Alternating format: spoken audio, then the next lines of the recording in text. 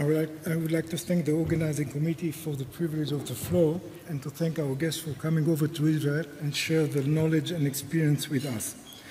I'm going to share with you my idea as a non-bariatric surgeon and my insight on this field. A few disclosures. First, I'm an NBA's club associate. NBA stands for Non-Bariatric Surgeon Club. However, bariatric surgery occupies a great deal of my time recently. I do think that regulation is needed, and Israeli twist is very much warranted. Recently, the American Society for Metabolic and Bariatric Surgery estimated the metabolic and bariatric procedure performed in the United States in 2016. The author indicated that the increasing use of metabolic and bariatric procedure performed in the United States from 2011 to 2016 with a nearly 10% increase noted from 2015 to 16. The author also claimed that despite being the most successful long-standing treatment for morbid obesity, it remained underused as only approximately 1% of all patients who qualify for surgery actually undergo surgery. Indeed, is it only 1%? A recent publication indicated that bariatric intervention in class 1 obesity is very much appropriate. In the same paper, the author indicated that sleeve gastrectomy is getting more and more popular and Roux-en-Y gastric bypass is dropping in number, and the revisional operation is around 14%. In Israel, about 50% of the procedure are sleeve gastrectomies followed by mini gastric bypass. I hope that this increase in the number of mini bypass in Israel from 2015 to 2017 fourfold is due to the many publications that indicate that one anastomosis of gastric bypass is an established bariatric procedure also for metabolic diseases. Indeed, about 10% of these patients in the same paper are from Israel. About 50% of all residents in Israel aged 20 and more are obese, and about 4% out of them are morbidly obese. 1 in 4 Israeli women and 1 in 6 men are obese. In 2011, the Ministry of Health published a manifest called Healthy Israel 2020. A special attention was on prevention and treatment of obesity. They came out with 5 objectives that actually sum up to Israeli need to lose weight.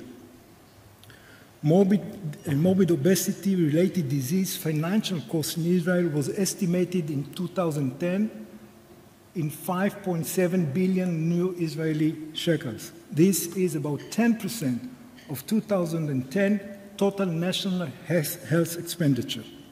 Indeed, this immediately translated to a tremendous increase in the number of bariatric procedures done in Israel.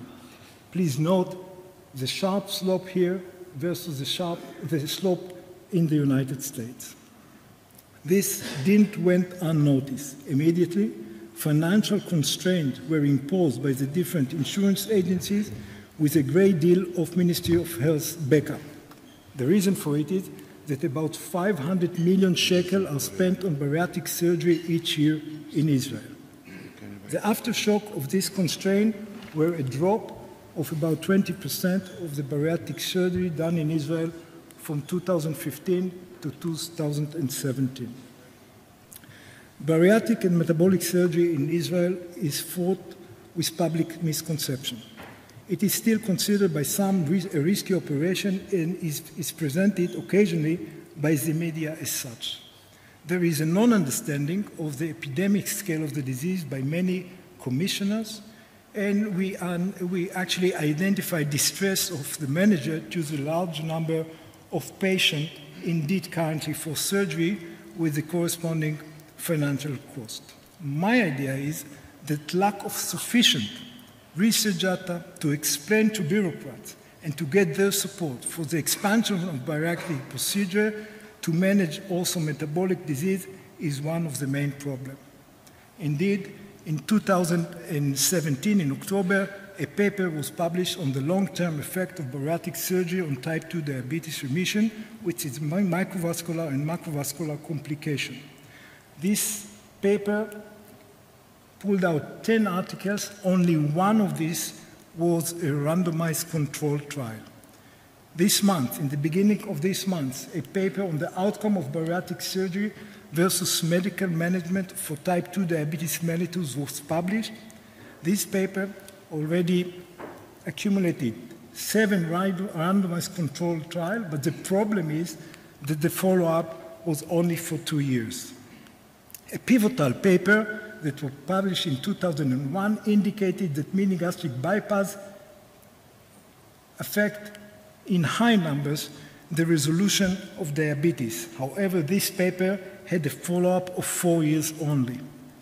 A recent paper that was published in JAMA surgery examined the patient on the lab study, examined patient for 7 years. There were 2,200 patients eligible for the study, but only 57 had completed a follow-up of 7 years. Another problem that I, as a general surgeon, observe is that sleeve gastrectomy is becoming more and more popular. However, sleeve gastrectomy was found to facilitate the development of Barrett's esophagus, a potentially precarcinous condition. It is estimated that the incidence of Barrett's esophagus is 70% after 10 years. So how come that in the United States, 58 of the procedures are sleeve gastrectomies, and the number is mounting, and in Israel, it's about 50%. Another problem for me as a general surgeon is the papers that indicate that in June of 2018 that there is evidence for the mini anastomosis gastric bypass as being the standard procedure for metabolic surgery. However, 2 months later, a paper indicated that laparoscopic biliopancreatic diversion with duodenal switch is the most effective operation for type 2 diabetes mellitus. So the putative reason for the current lack of support from administrators, in my opinion, is related to deficiency in long-term data. Indeed, the past president of IFSO, in one of his comments to one of the papers I presented, indicated that the frustration in advocating for universal policies and maintaining insurance coverage for the treatment of patients with adiposity-based chronic disease is fueled by lack of high-quality long-term data. I think that standardized reporting and consistency in scientific literature on metabolic surgery are essential, and clinical guidelines based on long-term follow-up for metabolic surgery are imperative.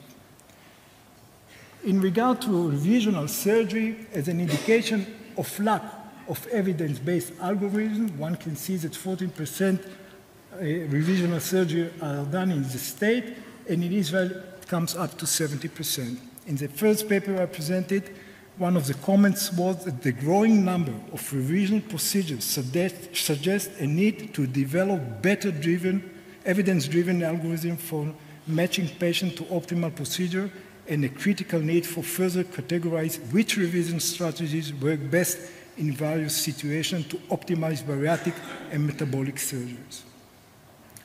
So indeed, all international and national bariatric and metabolic surgery societies, as well as scientific journals, need to reach a consensus on reporting bariatric surgery results and then commit to implementation and adherence to these guidelines. Another myth was a consensus statement of the NIH published in 2014. Think, after this meeting, indicated that we missed this opportunity, the meeting opportunity, to leverage the substantial expertise of this panel to make recommendation about expanding coverage to this additional patient, bariatric and metabolic patient, who would very clearly benefit from it. So for me, for the meantime, as a non-bariatric surgeon, a lay bariatric surgeon, I think that bariatric surgery is at this point to stay. Education and training of surgeons is a foremost responsibility, your responsibility. Bariatric society need to engage in public education and be proactive. You, bariatric surgeons, need to constitute clinical guidelines and algorithms and not be guided by administrators.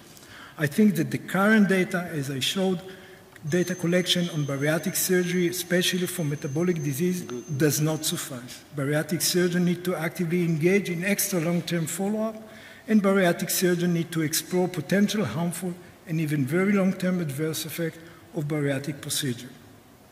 And for my fellow Israelis, in 2013, the Ministry of Health published casing regulation for bariatric surgery in Israel. However, in 2018, they are still debatable. They were never comprehensively implemented. The process of bariatric surgeon center certification was never fully executed. Data acquisition on bariatric patients, although mandatory in Israel, is inconsistently assembled due to lack of financing, and although comprehensive, this registry terminates in the index hospitalization. It should be immediately extended. Now is the time for a change. Thank you very much, and thank you for the guests for coming over to Israel.